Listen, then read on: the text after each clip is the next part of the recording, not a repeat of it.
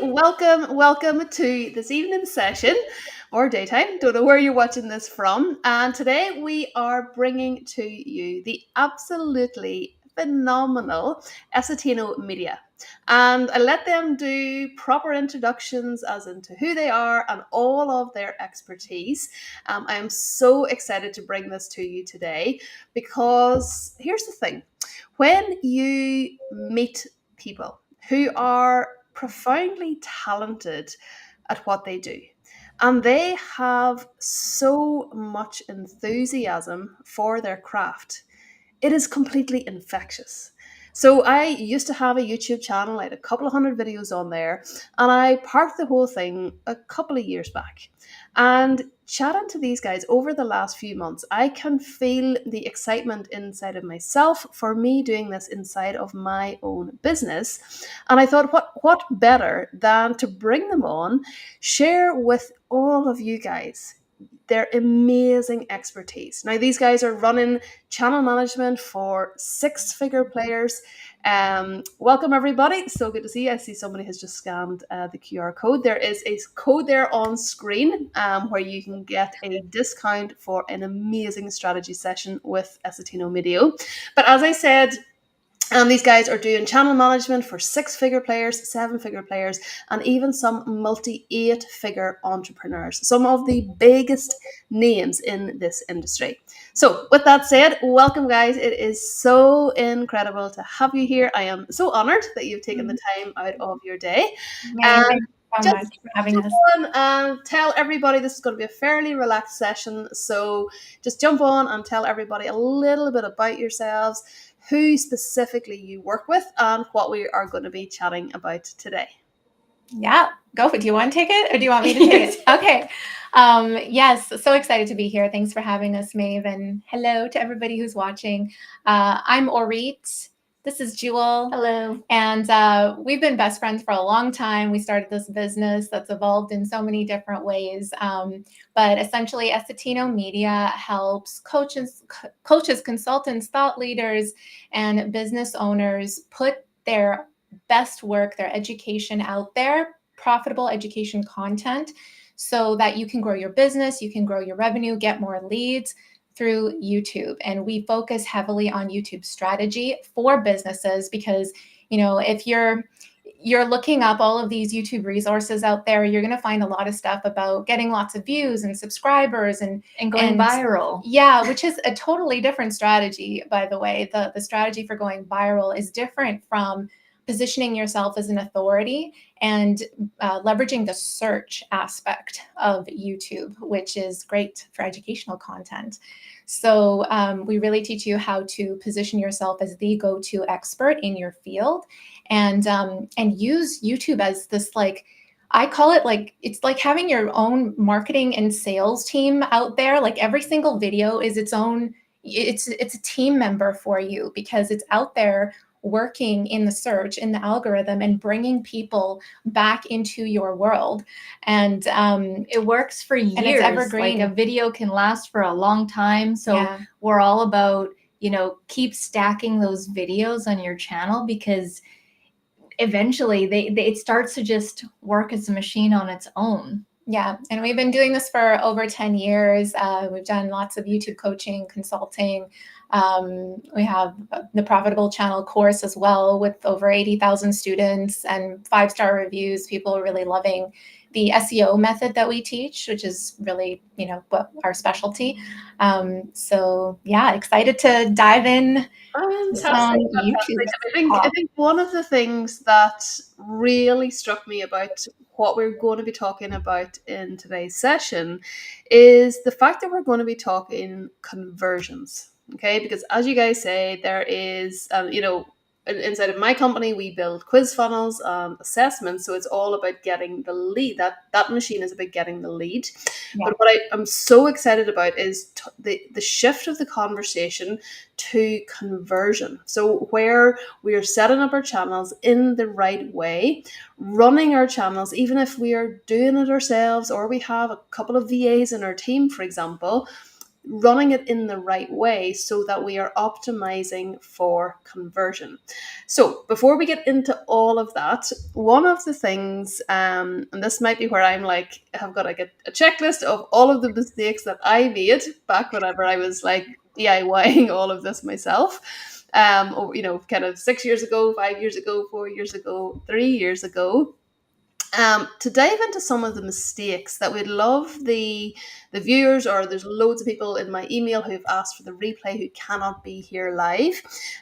What are those big kind of chunky mistakes that we really want to avoid out of the gate? One of the first things I'll say is the mistake of not treating your YouTube homepage like a website. So they'll not upload a banner, or they'll upload a banner of space. Usually people upload like a galaxy photo or some blurry photo or something. We've seen this more than once, so that's why we're mentioning it. Or they won't put a profile photo, or they'll put a whatever photo, and they don't take the branding seriously. Yeah. And they're wondering why, they're not getting any customers or clients from their channel. Yes. Yeah.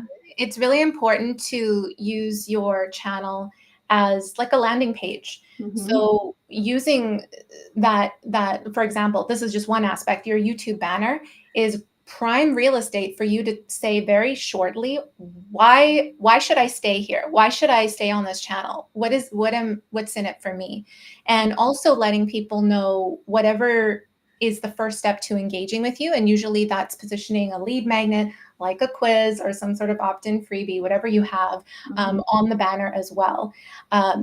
Including your links, like giving people call to actions is also very important. So that's another mistake that I will add to what you said. If you want people to sign up for a course, if you want people to book a call with you, if you want people to get on your email list, you got to tell them. You got to tell them what to do in the video, in a natural way. You don't have to be all salesy and do a whole pitch or something, but always lead with value first in the video, and towards the end of the video, you could play around and test different things, but towards the end of the video, that's what we do, is give the call to action. And we direct people to go to the description to click on the link. And so that way, your link is in the description, you're saying it in the video. You hopefully, whatever your main call to action is to grow your email list, is also in the about section of your channel. So all of these little things, you'd be surprised. Like, we worked with someone who was doing like great content on YouTube. Professional content. Really great content. They had all these really great guests as well, interviews, getting and stuff. Views. And yeah, they were getting views, and they're like, what's happening? Like, I'm not getting email subscribers. I'm not making course sales. And I'm like, well, for one, you don't have your link in the description of the video. So how are they going to get to the course? There's no links, like literally no links. I think you're going to leave YouTube and go and Google you on the internet and try to find your sales page. You're not going to do that. You have to tell people what you want them to do. Yeah. So that one change, like that, we got an email like a couple days after, and they're like, I don't know what your voodoo you did, but we're all of a sudden getting subscribers. And we're like, it's so simple. Yeah. It's like, that's just that one thing.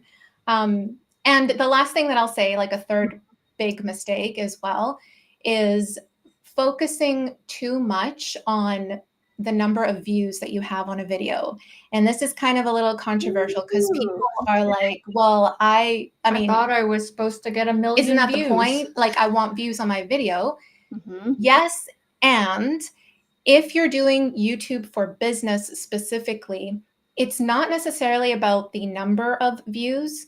Mm-hmm. It's about who's watching. It's the quality of the viewer. Are you getting the right person to watch your video so that they take the action that you want them to take? Mm-hmm. And this just comes down to content strategy. Because a video with over 10,000 views and it's not your people, it doesn't mean anything. Like, I'd rather take a video with less than 50 views. Yeah. And we, if you're doing your content strategy right, you can make a $10,000 sale on a video with less than 100 views. And that's happened. It happens often. And I like to use the analogy of going to the mall. So, when you're at the mall and there's just like a bunch of stores, right? All these different kinds of stores. The store that we want to be is the jewelry store, because there's not really many people going into the jewelry store. But when people do go into the jewelry store Yeah. and they want to buy a bracelet or a ring or whatever, they're going to spend, a couple $1,000s or more buying that one item versus, a whole bunch of people at, I don't know, whatever, the dollar store or whatever.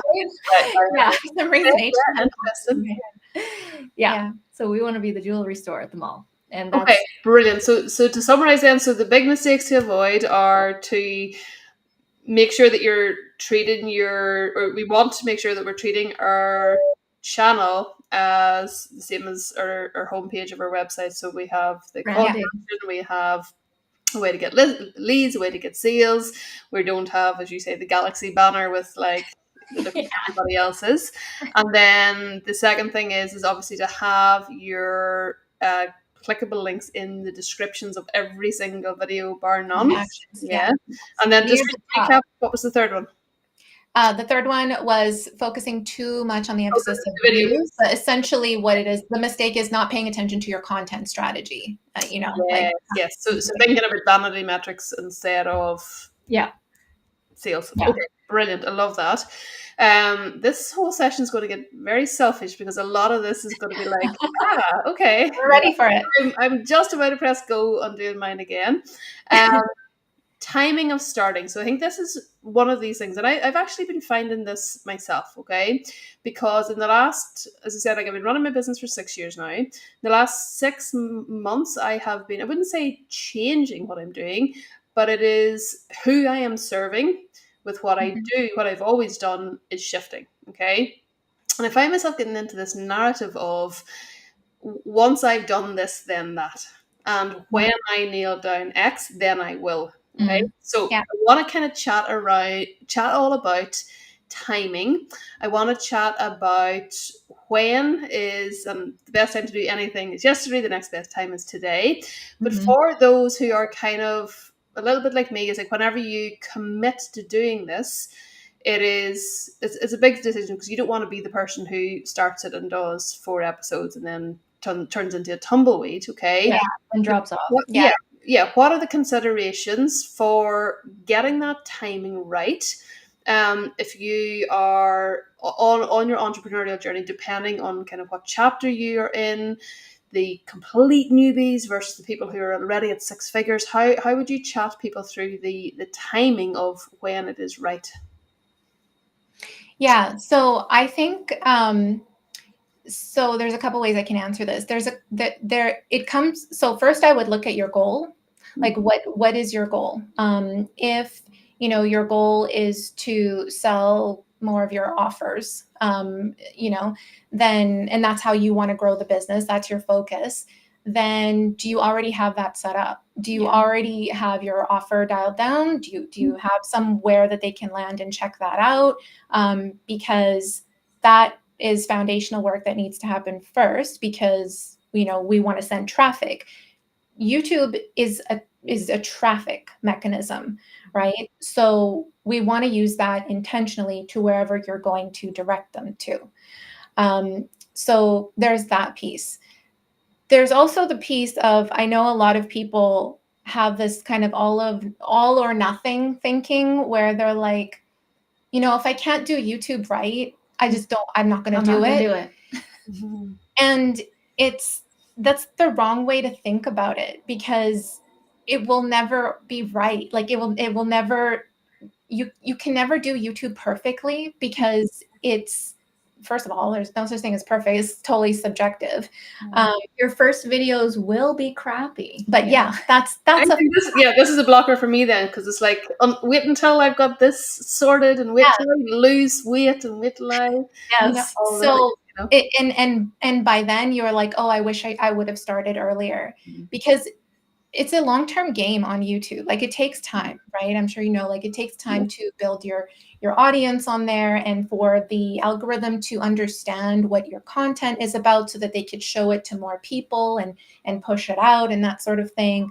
And it takes time to get comfortable as well on YouTube and your style of speaking. And yeah, you're going to be like all rigid in the beginning. But after about 10 to 20 videos, you start to loosen up. And it's like, it's fine because initially those videos aren't really getting views anyways. It's not until like later on. I heard Russell Brunson talk about this where, you know, you just have to keep putting out content because like in the beginning, it's usually crappy. And so no one's really watching. It's not until like way later on that people pick it up. And it's like the same for certain TV shows. It's like, oh, a show starts to get famous in season 2, you know, but by that time they've already done a whole bunch of episodes. So it takes time and it's a journey. And we've gone through so many different variations of being so scared to speak on camera. Oh, I didn't look good in this one. There's so many videos where I look bad, but they bring in leads and they bring in sales. So I'm cool with it. My videos. So what you're telling me is I shouldn't have deleted my 200 videos. Yeah. Maeve, did you really do that? She did. No. Literally, like, it was a couple of hundred videos deleted, gone. I was like 9 months pregnant. I was like, you know, oh dear. I look back and I was like, why were you on camera? Like, no.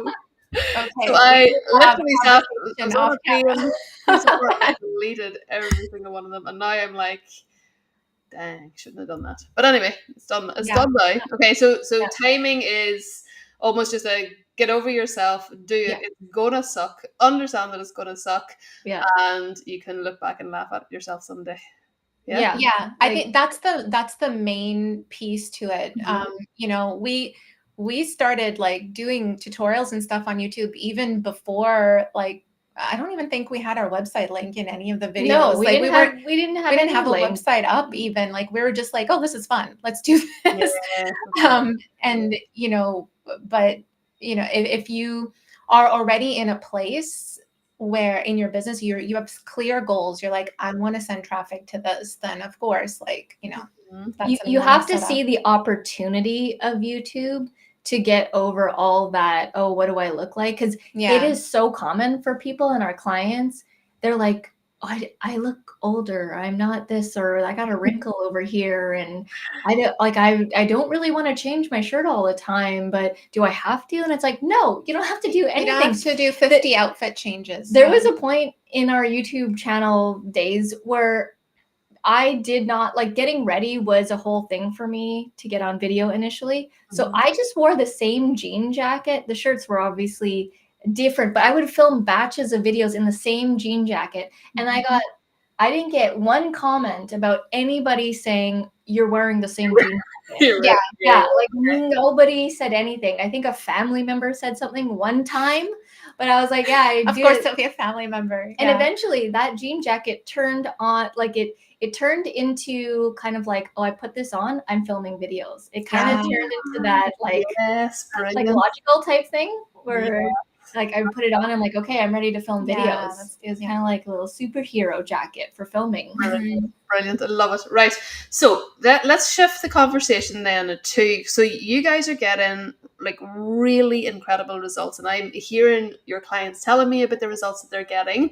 Really incredible results from their YouTube channels, which obviously means that you guys have a methodology, secret sauce, whatever it may be. And what I'd love to chat through are, what are the main components that you gotta have in place with both your channel and with your videos, so that we're optimizing for conversion as opposed to just viewers and going viral type thing. I'll share our strategy framework with you. So because all of that other stuff, thumbnails, filming, all that, like, it doesn't matter if the content, if your video, what you're saying in the video isn't optimized for your goal and who you want to attract. So there's 3 components to a solid YouTube strategy that's going to help you grow your business on YouTube. The first one is, does it align with your goal? So this is like the first question, as we mentioned earlier, is the first question we ask, like, what do you want YouTube to do for you? What do you want to use this as a tool for? You know, and a lot of people that we work with, they often want to use it as a tool to grow their email list so that they then have someone to promote to, right? They have a group of people who are their people to promote to. Or they want to sell a course, or they want to sell, or they want a service. I'll just do a quick example of that, where if you don't have the strategy. So we had a client who, professional setup, videos getting thousands of views, and their goal was to sell a course, a specific course in a certain niche. But their videos that they were putting out were super trendy, viral news type stuff, where it was like really headliney, clickbait type stuff that were happening in politics and news. And then they're wondering why they're not making any course sales for this specific how to do something course. Yes. So it's like a lack of funnel congruence. What I would call funnel congruence in the funnel world is basically they had videos about gardening and a course about synchronized swimming, and wondering why. But that, like, again, the videos are, it's like, oh, what's going on? I'm getting subscribers, I'm getting views, my link is there, but it's the wrong thing. It's like, first of all, you're not even mentioning that there is a course in the video. It's like completely on the wrong topic. It's not leading people. Like, what we like to do is heavily do search engine optimization, where what are the questions that your customers are asking you over and over and over again? And they are asking you the same things over and over again. Those are the videos that you should create first. And like, when you title them, have them be like, how to do this, right? And when you do your video, you answer that question directly. And so you've given them relief because they've searched something. They find your video, you answer their question, and then you've created this trust. And then you do a quick call to action at the end, saying, head down to the description, I got a course if you want to do the whole thing here. And then it's like, that is the flow that needs to happen. Versus doing like the clickbait, like, let me just get you in on this crazy news, and then it's like, oh, but you're supposed to buy my course now. Random thing. Okay, brilliant. I love that. Can I go a little bit deeper on that then? So, say for example, I can understand if somebody has a click and buy price point of a course that is just click the link, read the sales page. If you love it, you buy. That's fine. I get all of that. Say for example, if you have a high ticket service, okay, that has an application funnel in front of it, okay, so application form through to sales conversation through to client, and then the main mechanism is, say for example, a quiz funnel or a thought leadership assessment as well. When the goal is signing high ticket kind of done for you clients, service based clients, should you then be driving people to the application, to your quiz? What are your thoughts around that? Yeah. So I would always lead with the quiz if you do have a super high ticket, because that way, because people aren't necessarily always ready to buy when they land on that landing page. YouTube videos are like, they will warm people up into a warm or hot lead, like really, really well. Like they'll feel like they already know you and they trust you. But sometimes it's just not the right time, right? Or, whatever they need to speak to you. Yeah, they prefer to speak to you. Exactly. So I always recommend to send them to a quiz or to send them to your email list, because that way you can constantly, be in touch with them and connect with them.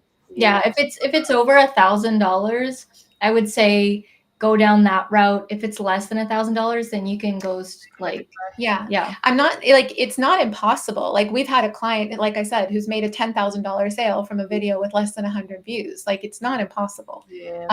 But it's just like, one thing you could do as well. And again, we would need to understand, like, what is this product? How much is it? And all this kind of stuff. But you can include more than one link in your description.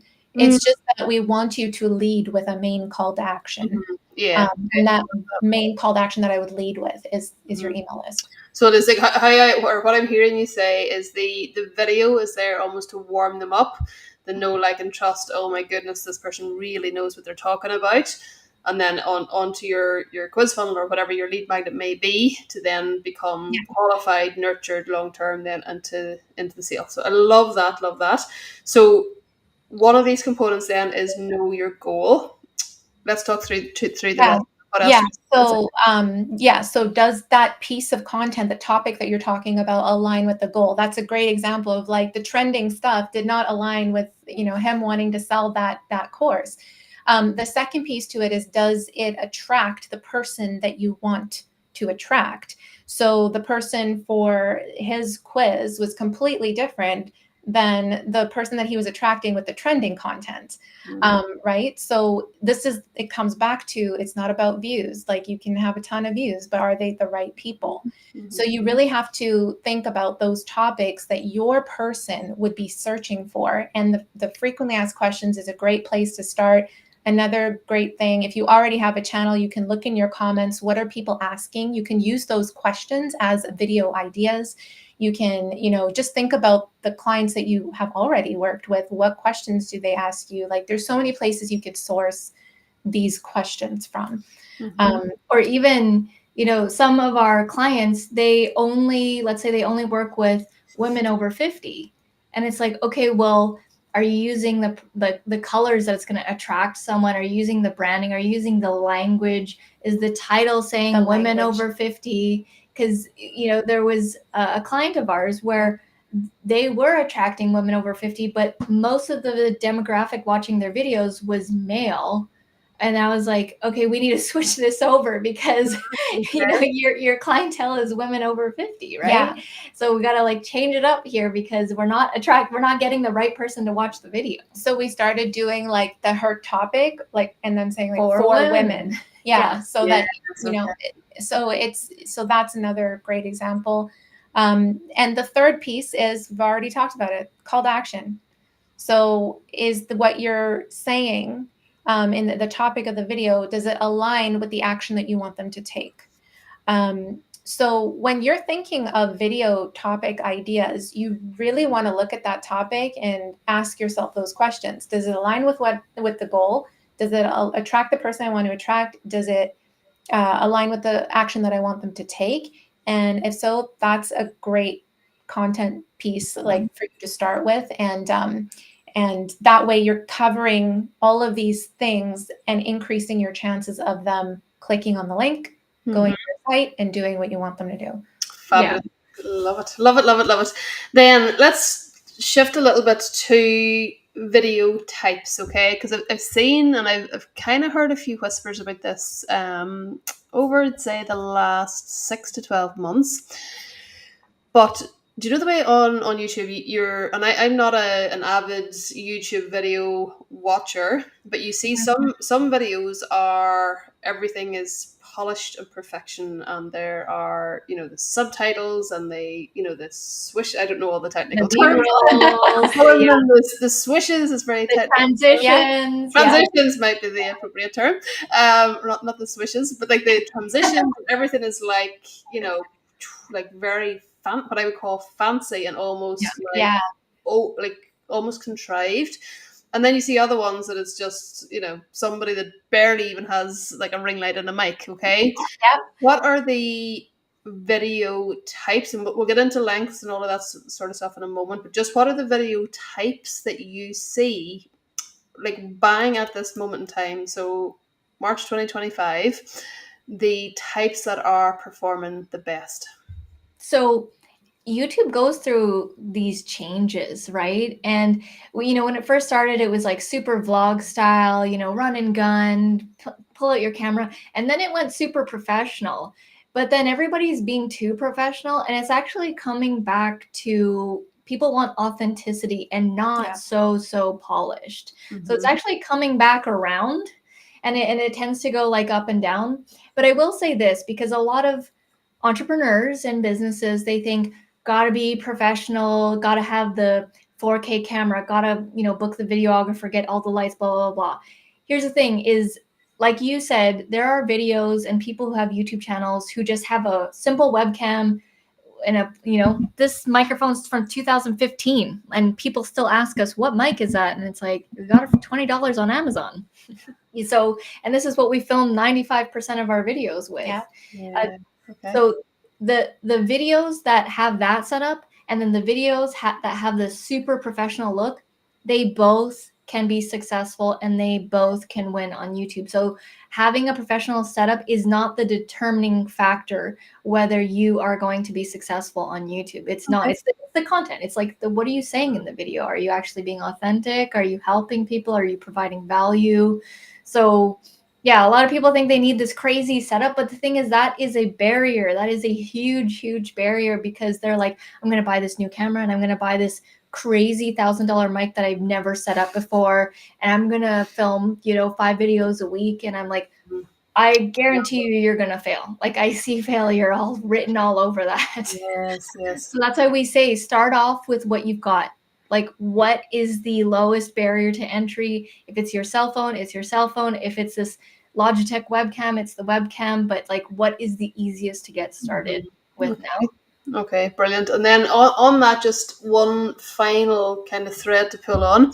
When it comes to editing, okay, say for example, if you say swish instead of transition, do you recommend go back and like cut that out and edit it to perfection, or is it's grand, it'll do, pop it up and go? What are your thoughts on that? I would say like do at the most basic form, you can do what's called jump cut editing, which basically means that you remove the mistakes and dead air in between what you're saying. I like this and I teach this because it allows the person who, like the client who's filming their videos, they don't have to memorize their entire script all in one go. It allows them to make mistakes, take a breather, look down, because oftentimes when you are going fully script, it's most people, not everyone, but most people are super rigid and they're like, got the deer in the headlights and they're just reading every single word. I'm not reading my script right now. Yeah. Exactly. And we're like, no, just like loosen up, So when you do the jump cut editing, not only is it easier for the client to film, it's going to be more entertaining because it's got those like jump cuts. Like you've seen them, guaranteed you've watched videos where they have these cuts. It makes it more entertaining for the viewer. It truncates the video down so that it's more succinct. And it's an easy way to edit. You don't need to do any bells and whistles or anything like that.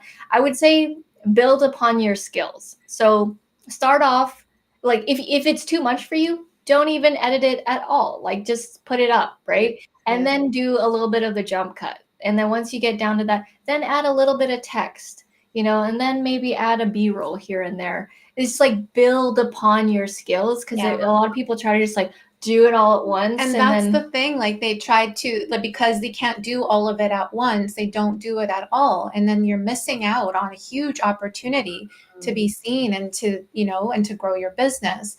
And, if you're like with the jump cut editing, you don't, this is a great way to not have to like refilm the video over and over again, because you're just able to be present and think about what you're saying.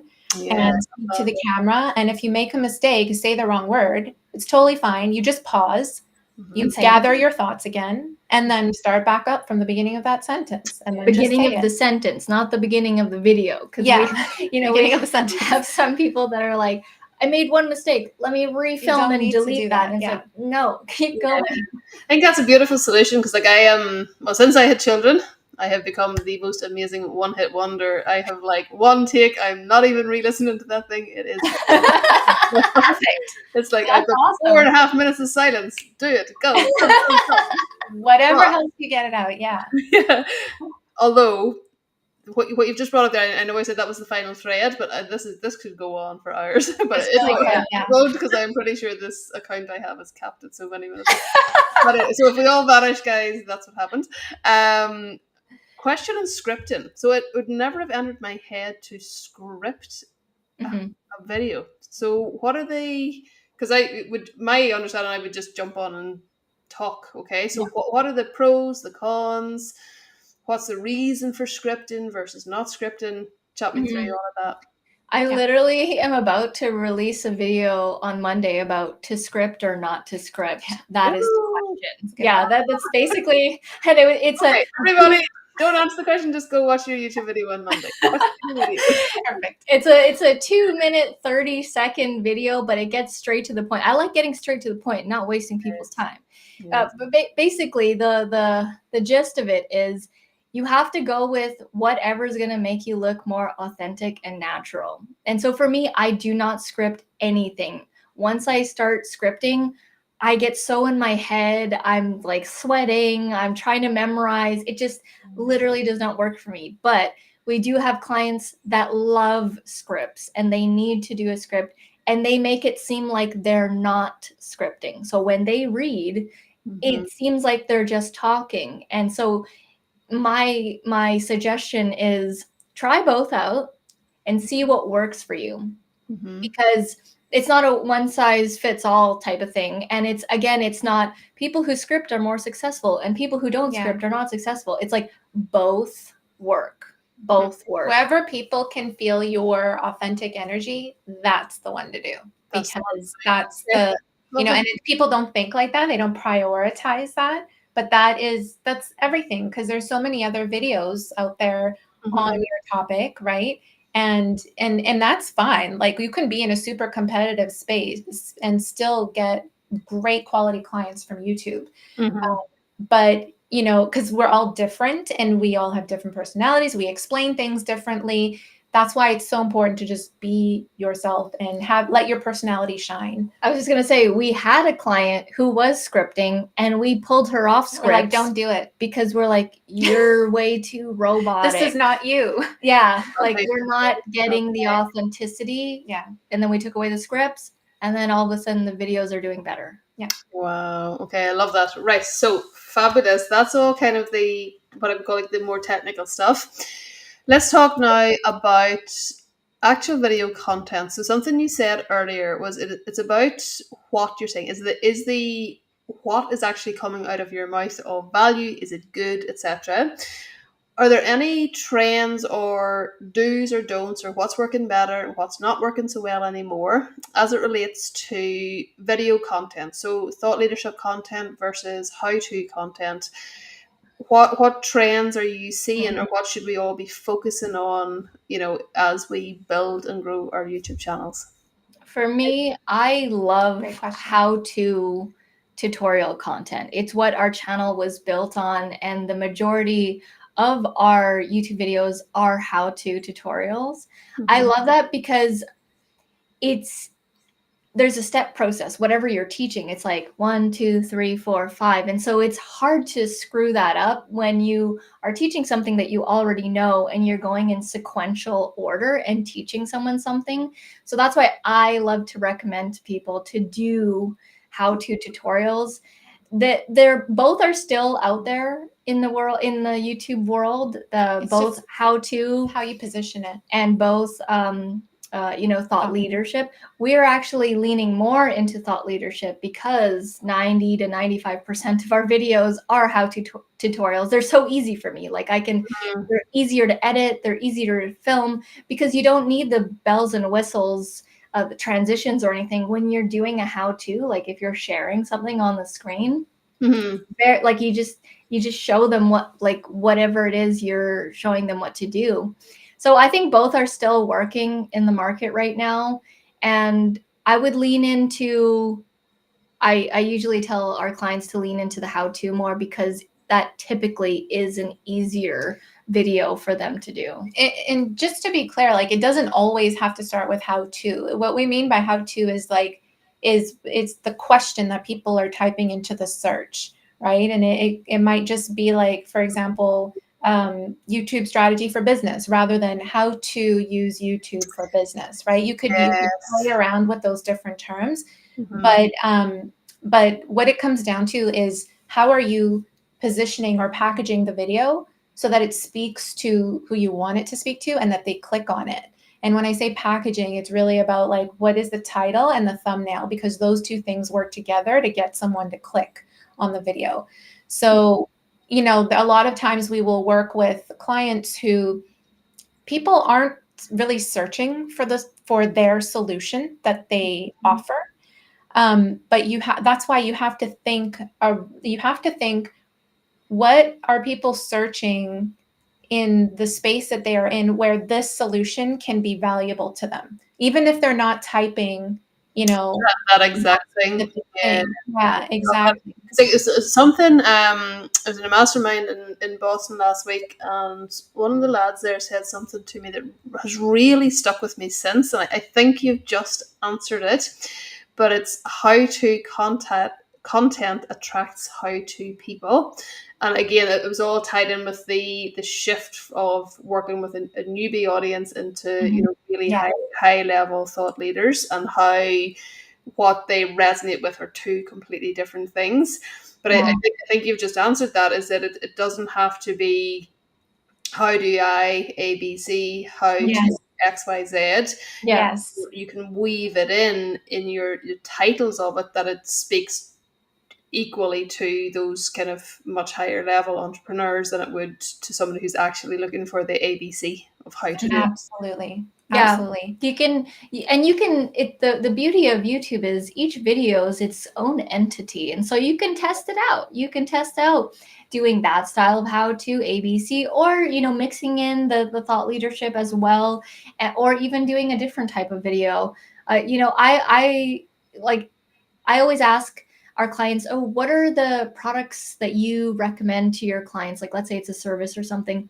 And they're like, oh, I recommend this training or this website or something. And I'm like, do a video on that. Do a video talk, sharing tools, sharing products and services that you are already recommending to your clients. And yeah, so it's a value and it's a give type thing. Yeah. Always leading with value. Yeah. We stopped asking for the subscribe on our YouTube videos years ago because we focus on giving value first. If you notice, like, people typically in the first 30 seconds will be like, hey, comment, like, and subscribe on my video. And it's like, you haven't even given anyone anything. I don't know anything Why am about I you? going to like and comment and subscribe when nothing's happened yet? So we actually do not ask for the subscribe. And instead we ask people to head down to the description to get on our list or to get one of our courses or our training, because that is more valuable. Yeah. Yeah. And the fact that they are doing that means that they already like you enough to have subscribed. Yeah. I love that. Right, let's talk, and we won't keep you too much longer, but let's talk about the algorithm, okay? Because a lot of people on the other platforms, whether they're search engines, social media platforms, whatever it may be, are almost at the mercy of this algorithm and their business performance. And what I observe a lot of entrepreneurs doing is they are attaching emotion to and blaming the algorithm for things not getting as much attention as they used to, etc., etc. Okay, so give us.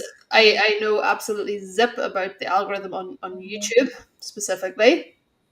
So is there kind of like a cliff notes overview of what's how everything is going, how things are working, what's good, what's not good, what to do, what to avoid, all of those types of things? Yeah, so the thing with YouTube is there are different algorithms within YouTube. So there's the algorithm to get on the browse page. There is an algorithm that gets you to go viral, right? And then there's the algorithm of SEO YouTube search, which is what we focus on. Now, I will say that the SEO method is the slowest method, and it's the method that doesn't get you initial views right away because you are relying on the search, like people typing in stuff.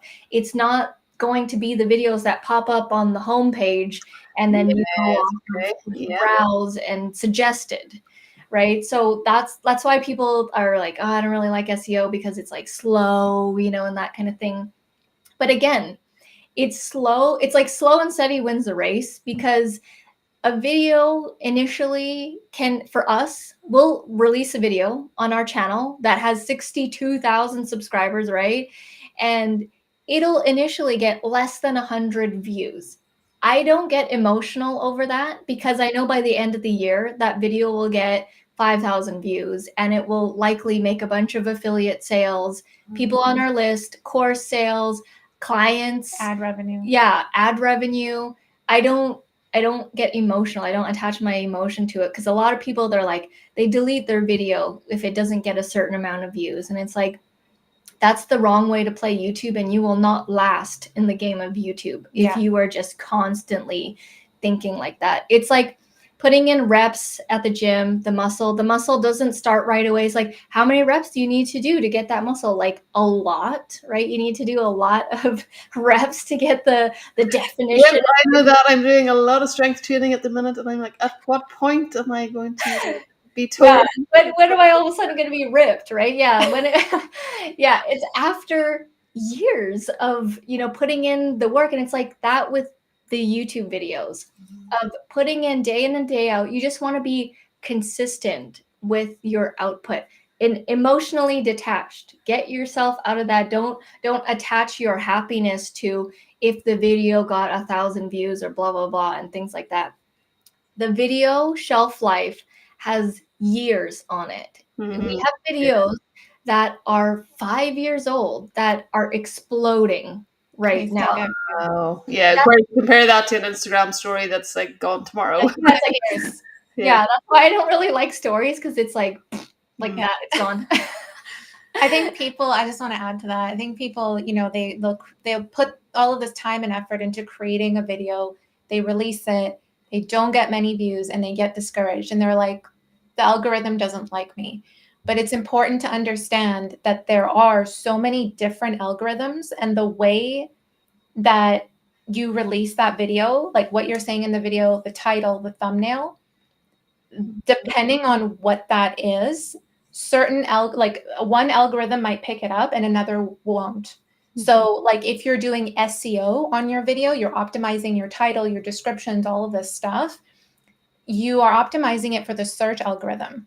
But you might not see views on it right away because it's not getting pushed out in the suggested and browse, which is a faster way to get views. But those people aren't necessarily your audience, because when a video shows up, like after you've watched a video, a bunch of videos will pop up, right? Or even on the side.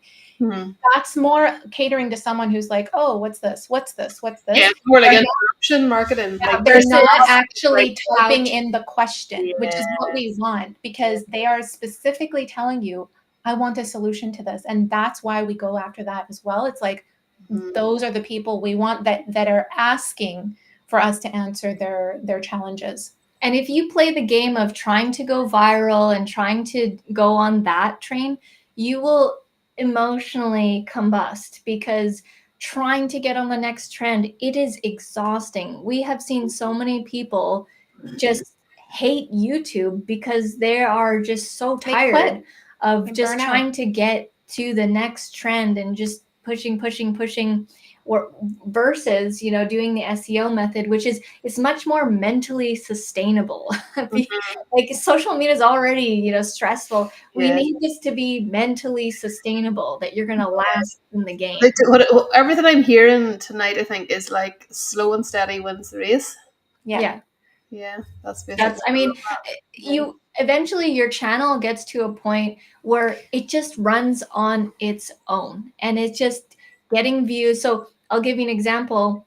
We release a video that initial video, on a Monday, gets less than 100 views, but our channel as a whole gets over 100,000 views per month, because the channel is as an entity itself. It's almost like its own ecosystem. Yes, and people look at that one video that they just released, and it's like, no. Look at the channel as a whole. What's the channel doing for you? This is why many people they don't have a YouTube channel, but they have other social media platforms, right? Because it is tough. It's hard. It's the hardest social media. I'm not sugarcoating it. Yeah, it's quite the commitment.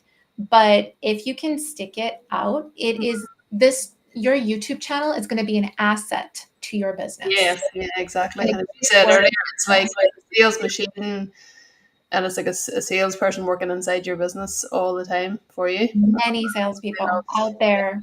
Many salespeople. Yeah. So let's just kind of move on to one final topic, if we can. I used to quite cringily now that I think back on it. Dark videos, probably no lighting of any description. I had a podcast of say 200 episodes, and I just recorded myself doing the podcast and had those as videos. Would you guys be pro or against video podcasts? And then, and I wanted to kind of tie that conversation into repurposing and how can we make, when we do this YouTube channel, how can we repurpose things then to make everything else a little bit easier? I'm pro video podcast because it's hitting two things at once with one go, basically. So you record your podcast, you can strip the audio, but then you can also have the video at the same time, which a bunch of our clients do. Mm-hmm. And so you can repurpose and upload that to your podcast, right? Spotify and whatever. And then at the same time, you can have a YouTube video because those are two different audiences. People who, yes, there are people who do both, but usually it's like one or the other that people do. So I'm very much pro video podcast, and they are emerging. Like a lot of people have to have that video component now. It's not just audio podcast. People also want to see you talking. Just to add to that too, when you release a podcast on YouTube and you mark it as a podcast episode, it also gets distributed through YouTube Music, and a lot of people listen to podcast episodes on YouTube Music. So it's another avenue, another algorithm that podcast algorithm is different. Yeah. So that's giving you more visibility. But one thing that I will say is I wouldn't especially if you're just starting out, I wouldn't necessarily just do podcast episodes, especially if they're like longer form conversations, because you need to leverage the search engine to get new viewers. Yes. So I would do a mix of the shorter form, like bite size, answering questions directly, one video per question.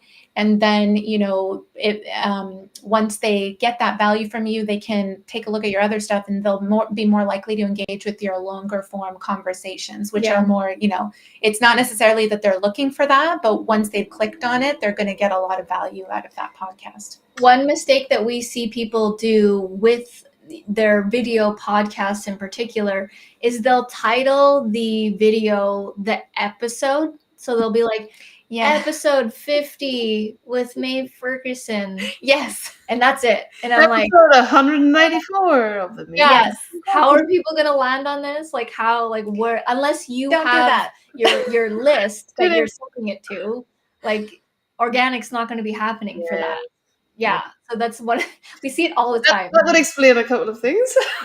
I love it. I love this entrepreneurial journey. It's like no matter what stage or level you get to, there's just so many things to learn. Yeah. And you look back at some of the things you used to do. I love that. One final note, just something you guys just brought up there, and I don't want to close without covering it. Length of video. We laugh because the most common question we get. This is how do I look, and the length of videos is like the top three questions that we get. So we've had videos that were 90 seconds long, be successful, and then we've had videos that are 20 minutes long, be successful. What we say to our clients and people starting YouTube is you want the length of the video to be how long it takes to get your point across without doing any fluff or BS. So people can tell when you're just adding in filler words and you're going in a circle. Do not go in a circle when you're speaking on YouTube. If you are telling them that you're going to show them or reveal something, get right into it and don't waste people's time. They absolutely hate that. So if it's 5 minutes and it takes you that long to explain your how-to or your concept, it's 5 minutes. If it's 15 minutes, then it's 15 minutes. So there is no like exact time. I mean, you can definitely train your audience. So if you like always only do 5-minute videos and you've built up your subscribers and then you do a 10, you might get less. So it's all on what you train. For us, we do any which length. We'll have an hour-long video, we'll have a 2-minute tutorial, and they all do well every single time range. And I will say that YouTube is moving towards a longer time frame, especially with the podcasts.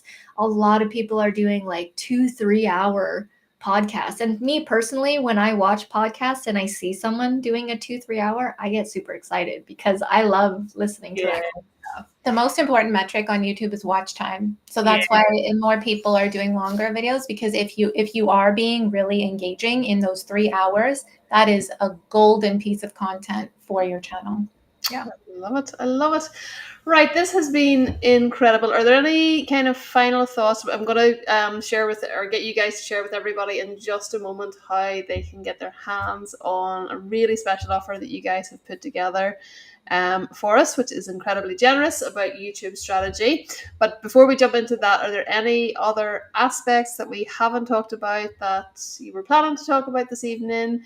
Any kind of summary that you'd like to kind of share with our viewers?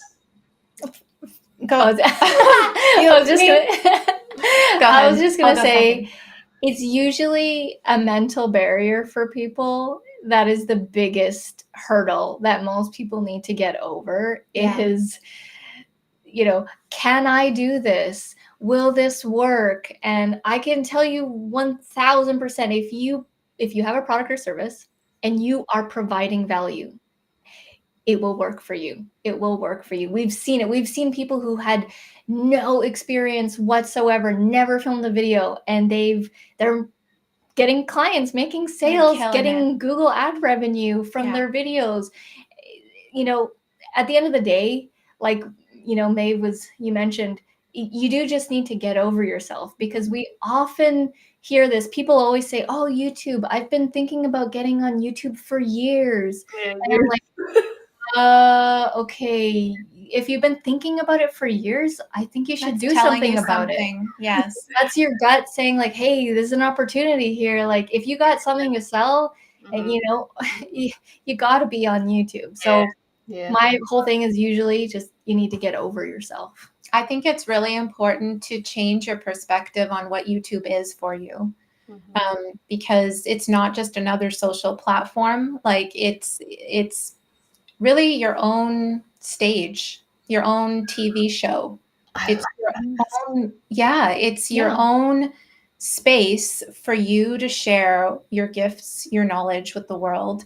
And you get to decide what that looks like with every single video, and if it's like, we're talking about how it's a long-term game and all this stuff, and and if that's what you're thinking about, and you're getting discouraged about the views, you're thinking about it wrong, because it's an investment, and like with any investment, it takes time.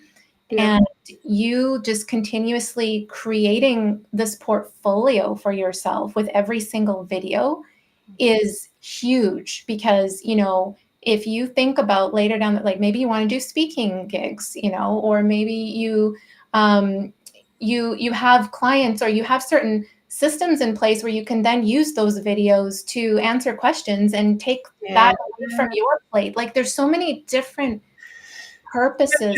It's like a golden, like, it's a golden goose. It's so good. David says so much helpful information. The best tip for him is tagging podcast episodes on YouTube for reach. That's really awesome. Yes, tag it, create a podcast playlist, and then put those episodes in there, and that will give you a whole other access to another algorithm for more visibility. I feel like we're going to have to do another follow-up session because, like, even now I'm like, oh, I meant to ask about playlists.